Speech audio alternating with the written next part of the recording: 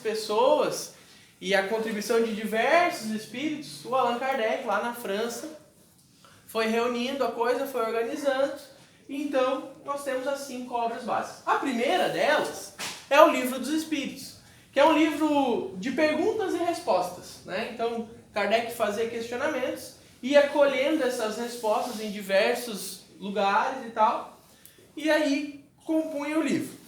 Lá no capítulo 4, mais precisamente na questão 171, e não é mentira, nós temos a seguinte indagação de Kardec, né? No que se fundamenta a reencarnação? No que se fundamenta? Porque não foi o Espiritismo que inventou a reencarnação, né? Nós somos uma das religiões reencarnacionistas. Mas se a gente for viajar assim, lá no século IV antes de Cristo, os nossos amigos hindus já acreditavam na reencarnação. E diversas outras manifestações religiosas acreditam na reencarnação. Mas então onde é que está a diferença da reencarnação espírita? E aí a gente vai conversar sobre isso hoje. E por isso o Kardec questiona isso, né? No que está fundamentado a reencarnação? Qual é a explicação, qual é a essência, qual é o motivo, né?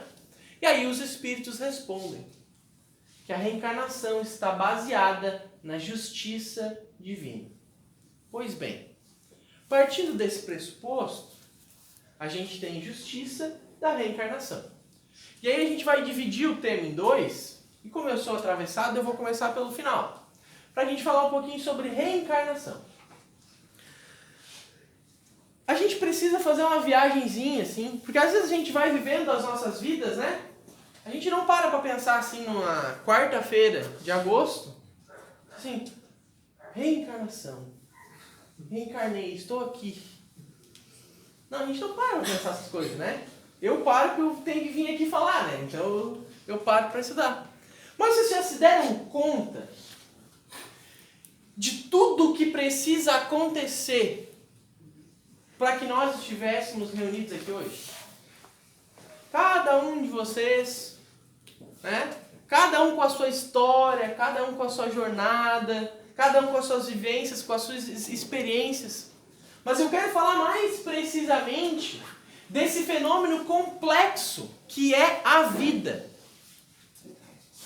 Porque é preciso que existam diversos fatores totalmente alinhados para que exista o Guilherme, aqui fisicamente encarnado. E aí vamos falar, olhando para a minha história.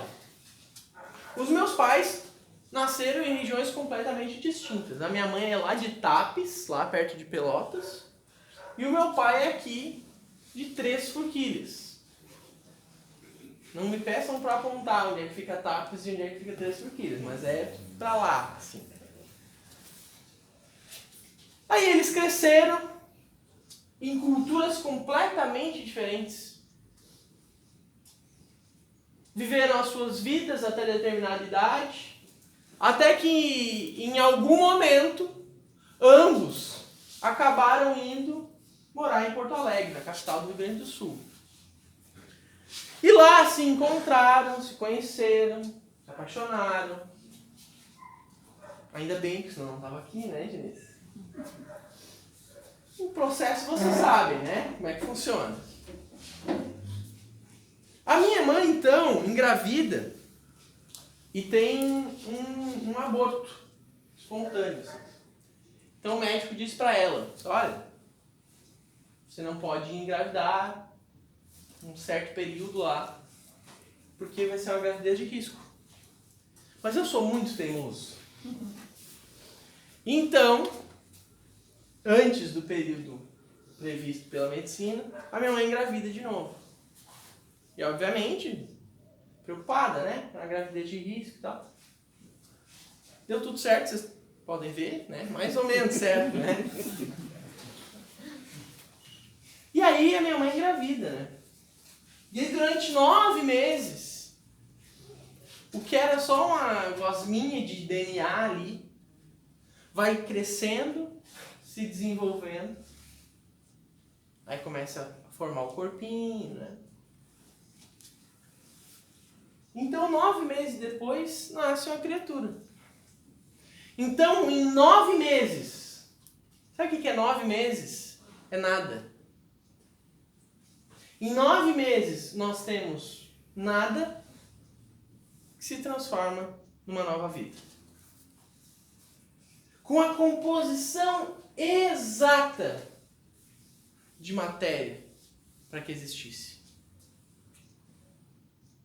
Com o fluido exato para que pudesse existir vida.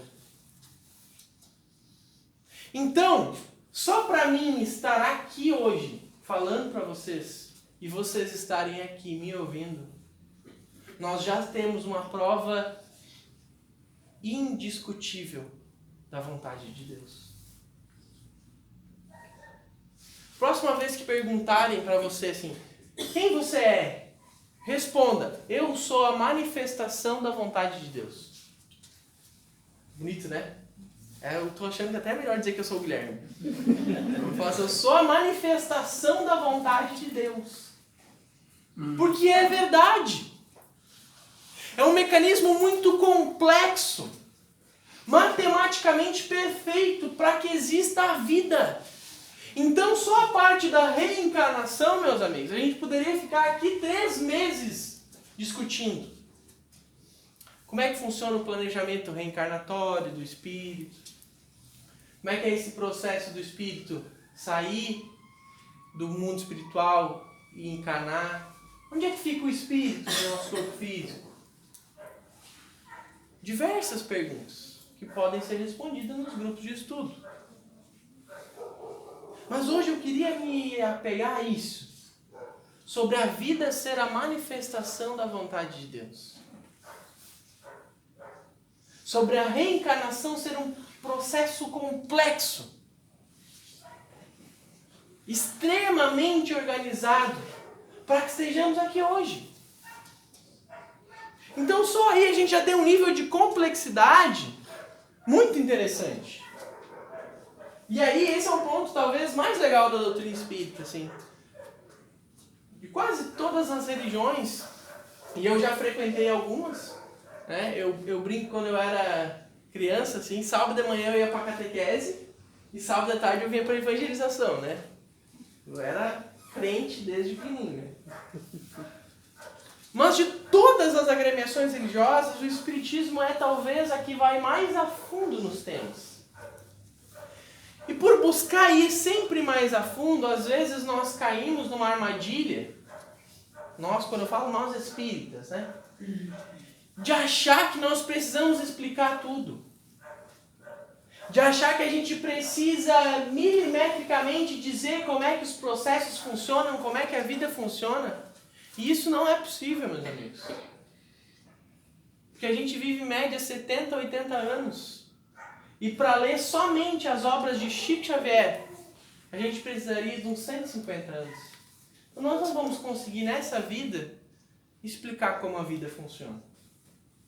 E quanto antes a gente tentar parar de explicar e começar a sentir, é melhor.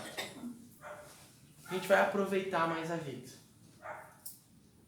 Então eu não vou ficar aqui explicando os mecanismos da reencarnação. Mas guardem essa frase. A vida é a manifestação da vontade de Deus. Fechando a primeira parte, meus amigos, agora a gente vai voltar lá para o início. A justiça. E aí a gente precisa, eu preciso que fique claro para vocês, que aqui não é a justiça dos homens. Porque se fosse, ia dar muita confusão. Porque a justiça dos homens é como nós homens somos. Cheios de defeitos, cheios de 2 pesos e 2 medidas, cheios de egoísmos, de orgulho. Mas lá na questão 171 do Livro dos Espíritos, Kardec não fala que é a justiça dos homens. Os Espíritos vão dizer a Kardec que a reencarnação se fundamenta na justiça divina. Divina. Então nós estamos falando de um nível de justiça superior. E aí, meus amigos, é preciso que se diga que tudo que existe aqui, nesse plano transitório e passageiro, existe na espiritualidade. Só que num nível muito melhor. Então imaginamos essa casa aqui, pô, que casa legal, que nos acolhe aqui, que nos ampara, né? A gente tem luz, a gente tem água, a gente tem os trabalhadores. Isso é essa casa física. Essa casa, espiritualmente falando, é muito maior e muito mais equipada do que a estrutura física que nós temos. Tudo que existe aqui existe numa forma perfeita na espiritualidade. Não é diferente com a nossa justiça. Tudo que existe aqui na nossa justiça existe em perfeição, em harmonia com Deus. E é essa justiça divina que se aplica aos mecanismos da reencarnação. E aí, para falar de justiça divina, a gente vai pegar o Livro dos Espíritos e vamos folhear ele um pouquinho mais para frente. Lá no capítulo 11, nós vamos encontrar a 10ª lei moral. Porque no Livro dos Espíritos nós temos 10 leis morais. Daria também um seminário aqui, né, Denise? A gente falando só sobre as leis morais. Mas eu quero pegar só a última. Só a 10ª lei moral. Alguém sabe, vai ganhar um prêmio quem souber qual é a 10ª lei moral. Vai ganhar 10 estalecas espirituais. A minha sogra sabe, mas ela não tinha. A 10ª lei moral é a lei de amor, justiça e caridade. Não vale, que agora eu já estava falando. Não vai ganhar todos os estalecas. Vejamos, meus amigos, não são 3 leis. É uma lei só. Justiça, amor e caridade. Pois bem, o que isso quer nos dizer? A gente precisa interpretar. Isso quer dizer o seguinte, que não é uma justiça pura e simplesmente. Não é uma caridade pura e simplesmente. É uma justiça composta de justiça, amor e caridade. Então é um amor justo ou uma justiça amorosa? Podemos ficar brincando com as palavras. Mas é preciso que a gente entenda esse conceito. Porque muitas vezes quando a gente fala justiça, o conceito que a gente tem na cabeça é certo e errado, vítima e acusado. É uma coisa muito binária. E quando estamos falando de uma lei de justiça, amor e caridade, nós estamos falando de algo que é até difícil para nós entendermos, sentirmos, quanto mais executarmos. Mas fiquem tranquilos. Porque quem executa, quem faz valer a lei de justiça, amor e caridade, é Deus. Então está tudo certo. Está tudo onde deveria estar. Então agora que nós já temos o conceito de justiça, que aqui nós poderíamos trocar, né, Cida, por justiça, amor e caridade da reencarnação. E agora que a gente já pensou um pouquinho sobre a reencarnação como uma manifestação da vontade de Deus, a gente precisa refletir sobre as duas coisas juntos. Porque a gente precisa parar para pensar e olhar um pouquinho para o lugar que a gente vive. E aí, a gente poderia ficar aqui 20 minutos só falando desgraça. Porque desgraça tem bastante, né? Todo mundo aqui concorda. Esse é o mundo que a gente vive. E aí, alguém deve estar pensando assim, é verdade, que tristeza essa palestra. Mas eu tenho uma coisa para dizer para vocês. Tudo faz parte do processo. Tudo. Ah, mas... Tudo. Ah, tudo.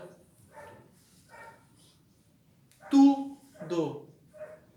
A família que tu nasceu, o lugar que tu nasceu, as condições físicas que tu tem, o dinheiro que tu tem ou não tem, o emprego que tu tem, tudo faz parte do processo.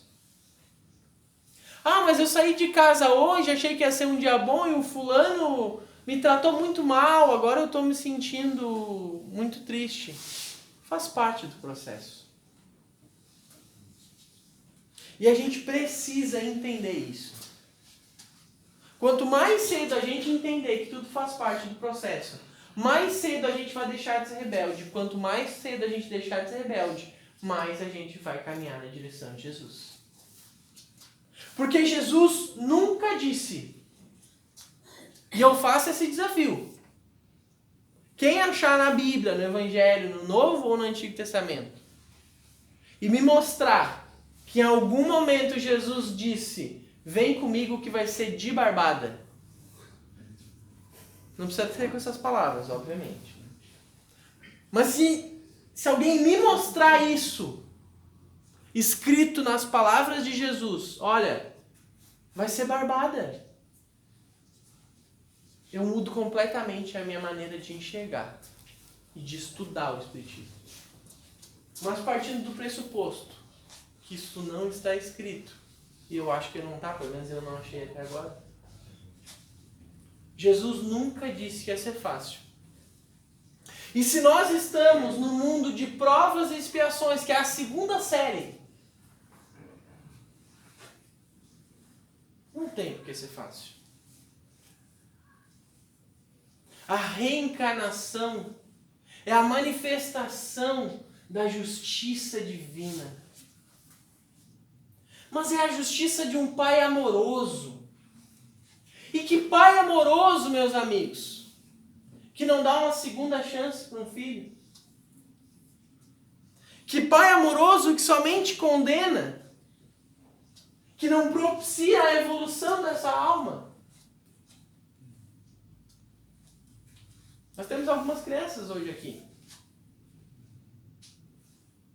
Entre elas o meu sobrinho postiço Douglas, está lá no fundo. Isso é para ti, Douglas. Presta atenção. Já pensou quando as nossas crianças, elas cometessem algo errado? Sabe quando tu chega em casa assim, cansado do serviço? E alguma coisa muito errada aconteceu na casa. Assim. Tem tinta nas paredes, tem... Já pensou se a gente olhasse para aquela criança, abrisse a porta e dissesse assim, vai, não quero mais te ver. Às vezes as mães falam isso pra gente, né? Some da minha frente. Mas não é pra sempre, né? É só naquele momento assim de fúria. É óbvio que não, a gente fica pistola com a criança, né? Quer botar o pé no pescoço assim, né? Mas a gente não expulsa de casa. A gente educa. A gente ensina. A gente mostra só, isso aqui é errado. Isso somos nós. Que somos cheios de imperfeições. Agora imagina o que faz um pai amoroso. O que faz um Deus de infinito amor e bondade. O pessoal que convive mais comigo diz que eu decoro as preces. Porque eu sempre começo as minhas preces dizendo, Pai de infinito. Então Deus, Jesus e toda a pleiade de espíritos que cuidam desse planeta, eles têm internet. Eles estão recebendo as informações. Eles sabem o que está acontecendo com o nosso planeta. E vocês acham que Jesus, nesse momento, está lá do outro lado? Ai, meu Deus! Vocês acham que Jesus está desesperado nesse momento?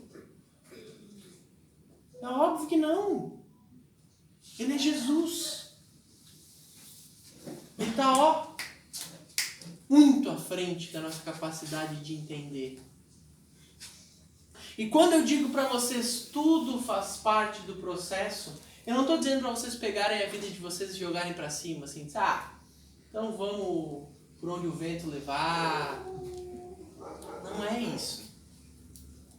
Quando eu digo tudo faz parte do processo, é entender que cada coisa está em seu lugar e orquestrada por Jesus. Você pode sair daqui e não concordar comigo, beleza. Eu não sou o pastor de vocês, eu não sou o padre, eu não sou o guru. Não tem nem condições morais para ser isso. Mas saiam daqui refletindo sobre Jesus.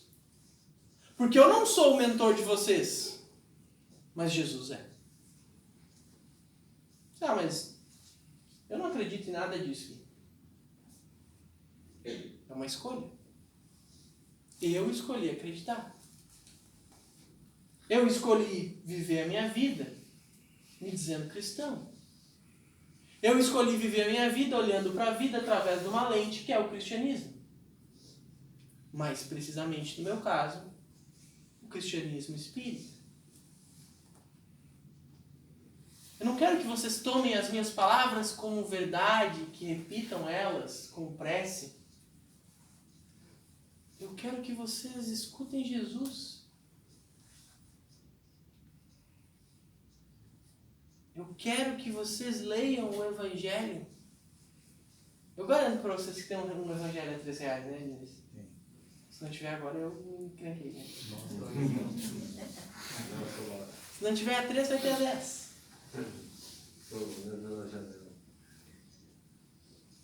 Se não tiver a 10, tem na internet. Se não tiver acesso à internet, me peça. Eu lhe dou um evangelho de presente. Eu faço questão.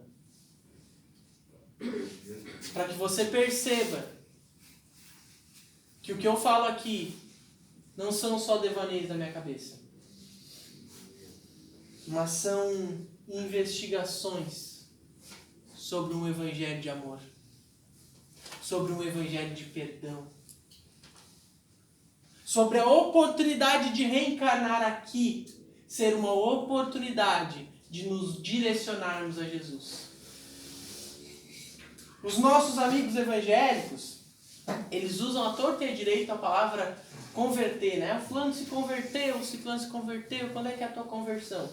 E aí a gente, né, muito preconceituosamente, às vezes a gente até usa esse termo assim, de uma forma pejorativa. Mas vamos parar para pensar, o que é a conversão? A conversão é você estar indo para um lugar e convergir a uma outra direção. Nesse caso, convergir na direção de Jesus. Convergir na direção do bem. E lá no Evangelho de João, no capítulo 6, Jesus vai dizer: eu sou o caminho, a verdade e a vida. Ninguém vem ao Pai senão por mim. Jesus é a resposta. A reencarnação se fundamenta na justiça divina. E se baseia na justiça divina, ela é baseada no amor. E se é baseada no amor, ela permeia a mim e a todos nós. Como um Pai amoroso a zelar pela jornada de cada um de nós. Uma boa noite, meus amigos. Fiquem com Deus e levem Jesus no coração.